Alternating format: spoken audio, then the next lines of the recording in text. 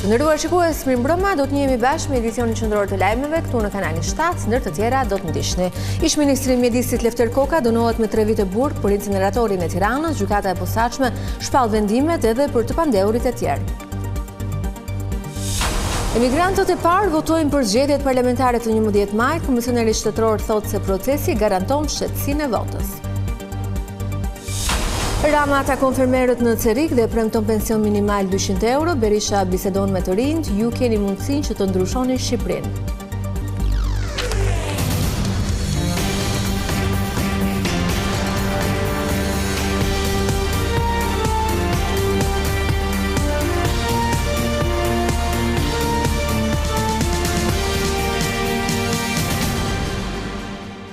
Ish ministri i mjedisit Lefter Koka është dënuar me 3 vite burg për inceneratorin e Tiranës. Ai u gjet fajtor për akuzën e shpërdorimit të detyrës.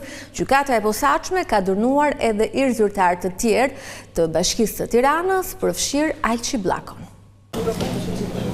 Gjykata e posaçme shpall fajtor ish ministrin e mjedisit Lefter Koka për inceneratorin e Tiranës. Ai akuzohet se shpërdoroi detyrën ndërsa u dënua me 3 vjet burg, që me gjykim të shkurtuar i shkon në 2 vjet heqëlirie. Tokat e zeza gjithashtu i ndaluan ish-zyrtarit ushtrim të funksioneve publike për 5 vite të ardhshme. I njëjti vendim vlen edhe për të pandehurit e tjerë Bledar Karoli, Erion Murataj, Namik Simixhi e Taulan Tusha, ky i fundit në gjykim edhe për dosjen 5D. Për 2 gratë e akuzuara po për shpërdorim detyre, Valbona Ballgjini dhe Sidita Kopliku, gjyqtarja Elsa Ulliri vendosi që t'u pezulloj dënimin me burg, duke i vendosur në shërbim komunitar. Prokurori i posaçëm Dritan Prençi pretendoi se Ministria e Mjedisit ka ruajtur korrespondenca në komunikim me kompaninë Klodian Zotos, që del në dosje si pronar de facto i inceneratorit. Studimi i fizibilitetit, tha prokurori Prençi, nuk është bërë nga autoriteti kontraktor, por nga shoqëria që fitoi tenderin, ku pronar faktik rezulton edhe Mirel Mërtiri. Inceneratori i Tiranës është ndarë në 3 fraksione, ku në një të veçantë është vartësi ish ministrit të mjedisit Alçi Bllako. Ai akuzohet për korrupsion, ndaj gjykata vendosi që ai të gjykohet i ndarë. Zyrtari më i lartë i Ministrisë së Mjedisit Lefter Koka tashmë është 2 herë i dënuar edhe për impjantin e djegëve të Elbasanit, për këtë të fundit me dënim të formës së prerë me 6 vjet e 8 muaj burg, ndërsa për inceneratorin tjetër atë të Fierit, apeli vendosi që të rigjykohet në shkallën e parë me një tjetër trup gjykuese. Policia ka arrestuar nipërit e ish kryebashkiakut të Mallakastrës pas përplasjes që ndodhi mes tyre dhe agjentëve të Byros Kombëtare të Hetimit. Prokuroria e posaçme thotë se hetuesit janë sulmuar pas një motiv teksa ishin duke kryer detyrën. Ndërkohë, ish kryebashkiaku Agron Kaplanaj pretendon se agjentët kanë ngritur dronin mbi bizneset e të afërme të tij, por të pa identifikuar. Byroja Kombëtare e Hetimit ka konfirmuar sulmin që ndodhi mbrëmjen e të martës kundër hetuesve të BKH-s dhe oficerëve të policisë së shtetit në Fier, nga të afërm të ish kryebashkiakut të Mallakastrës Agron Kaplanaj. Në një reagim zyrtar për ngjarjen, SPAK thotë se agjentët e BKH-s dhe efektivët e policisë janë sulmuar pas një motiv. Hetuesit e BKH-s dhe efektivet e policisë së shtetit po kryenin detyra hetimore të deleguara në kuadër të një hetimi të strukturës së posaçme kundër korrupsionit dhe krimit të organizuar, ndërsa hetuesit e BKH-s dhe oficerët e policisë së shtetit po kryenin detyrën janë sulmuar pas një motiv nga persona tashmë të identifikuar dhe shoqëruar në drejtorinë vendore të policisë Fier. SPAK thot gjithashtu se të gjitha veprimet e ndërmarra nga BKH janë në përputhje me ligjin dhe në nënvëzhgimin direkt të prokurorëve të posaçëm. Ndërkohë, 3 persona janë arrestuar nga policia pas incidentit. Në pranga janë vënë 2 nipërit e ish kryebashkiakut të djathtë Ledian dhe Claudio Kaplanaj, si dhe Gerald Kolçaku. Ish kryebashkiaku i Mallakastrës në një deklarat për mediat ka dhënë versionin e tij, duke thënë se në parkimin e zyrave të subjektit politik që ai përfaqëson ka shkuar një mjet i palëguar rreth orës 18 dhe ka ngritur një dron. Ky veprim sipas tij ka ngjallur dyshime të zyrtarëve që ishin brenda godinës, të cilët kanë debatuar me efektivët dhe agjentët e BKH-s. Pas debatit, agjentët janë larguar sipas Kaplanaj, por janë ndjekur nga disa zyrtarë të subjektit politik dhe 2 të afërm të tij. Kaplanaj pretendon se nuk ka pasur informacion dhe nuk i është thënë se ishin agjentë të BKH-s dhe nga këta të fundit, sipas ish kryebashkiakut, është nxjerr edhe arma në formë kërcënimi.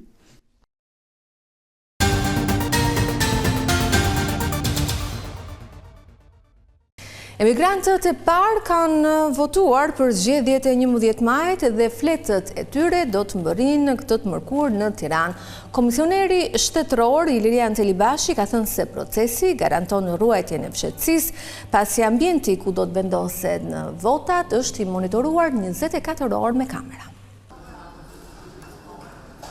Procesi i votimit për emigrantët në diasporë ka nisur zyrtarisht, ndërsa 111 votat e para pritet të mbërrinë sot në Tiranë. Kryekomisioneri Ilirian Celibashi njoftoi që janë shpërndar gati 90.000 zarfe.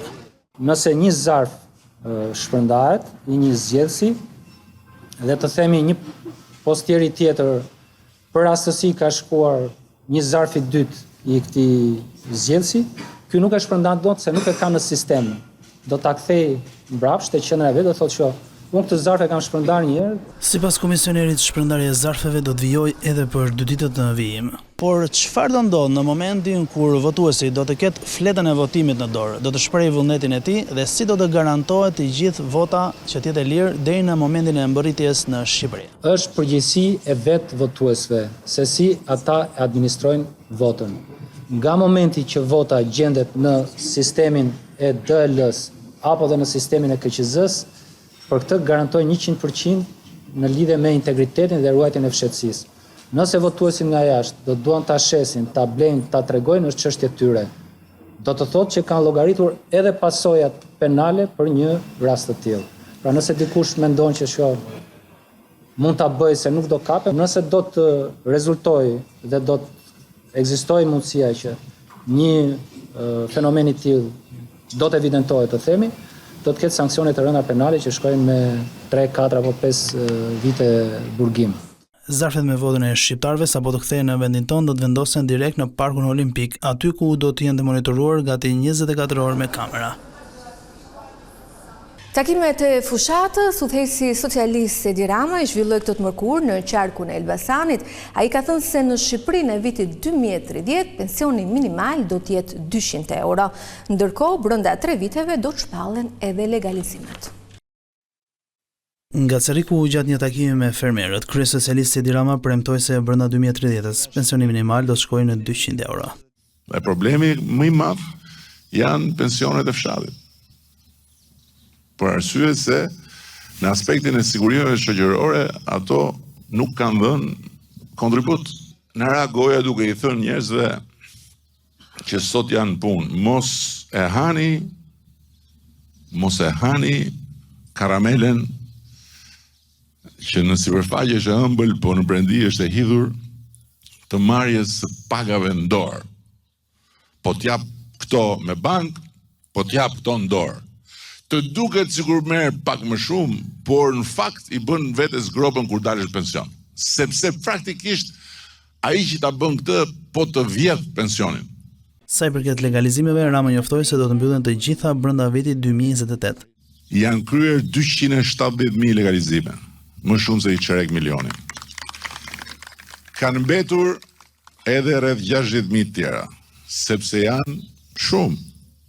Duam që të mbyllet bashkë me inventarizimin përfundimtar të pronës në 2028 dhe patjetër dhe për këtë arsye kemi futur edhe bashkitë në lojë që ta mbyllim si proces, kështu që shpresoj shumë që kush ka pritur gjatë nuk do presim më aq sa ka pritur, duhet dhe pak durim se ndërkohë e përsëris keni parasysh kur ne kemi marrë detyrën ishim bërë 21.000 legalizime dhe nga cilat një pjesë ishin kriminale komplet. Në mbyllje, kreu i Selisë Rozë bëri thirrje e fermerëve të Cerikut për investime të përbashkëta duke argumentuar se bashkia duhet të jetë pjesë e këtyre projekteve. Programi i Partisë Demokratike, sipas liderit të opozitës Sali Berisha, do t'i bëjë realitet ëndrat të shqiptarëve. Një mesazh për qytetarët ka ardhur edhe nga strategu i fushatës së koalicionit Shqipëria Madhështore, Kris Lasivita, u ka thënë së rinjve se në datë 11 maj duhet votojnë për të ardhmen e tyre. Kryetari i Partisë Demokratike Sali Berisha së bashku me strategun e fushatës elektorale Kris Lasivita bisedoi me të rinjtë të PD-s për rolin e tyre në këtë betejë zgjedhore. Shqipëri sot i duhen misionar në situatën në cilën ajo ndodhet, atë e shpëtojnë vetëm misionarët. Ju siguroj se programi i Partisë Demokratike dhe aleatëve do t'jetë një program që synon të bëjë realitet ëndrat tuaja. Chrysler Civita përsëriti se nuk është përfaqësues i qeverisë amerikane, por ka ardhur në Tiranë si një person privat.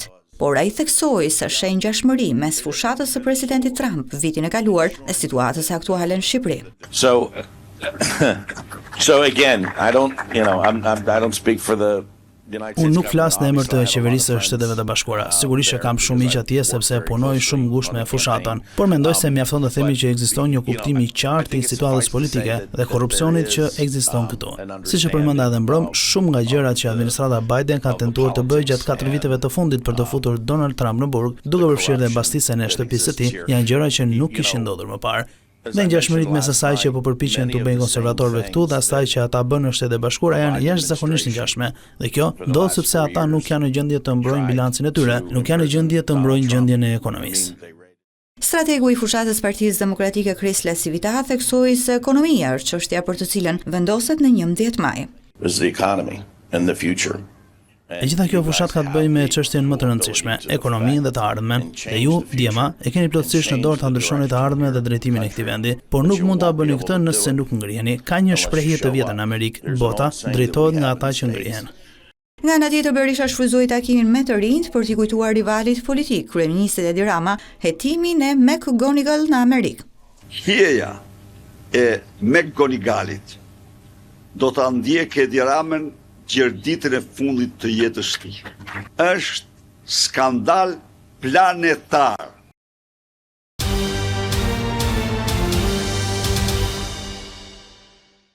Ish kryebashkiaku i Himarës, Jorgo Goro, do t'i nënshtrohet gjykimit për të dytën herë. Ai akuzohet nga SPAK për shpërdorim detyre më shumë se një herë, kryer në bashkëpunim me dy ish drejtorë të Bashkisë Himar. Sipas prokurorisë, Jorgo Goro ka abuzuar me detyrën duke ndërmjetësuar për një pronë e cila më pas ju vendos në dispozicion një subjekti tregtar. Seanca e parë është në datë 20 maj, ndërsa gjyqtarja e çështjes do të vendosë nëse do t'i pranojë atij edhe të pandeorëve të tjerë kërkesën për gjykim të shkurtuar. Më herët, Goro është dënuar edhe për shpërdorim detyre dhe për fshehje të ardhurash me pronat në Himar. Gjykata e shpalli atë fajtor dhe e dënoi me 3 vite burg dhe 5 vite heqje të së drejtës për të ushtruar detyrën publike. Tu kemi përfunduar, më falenderoj për vëmendjen, bashkë natën e mirë.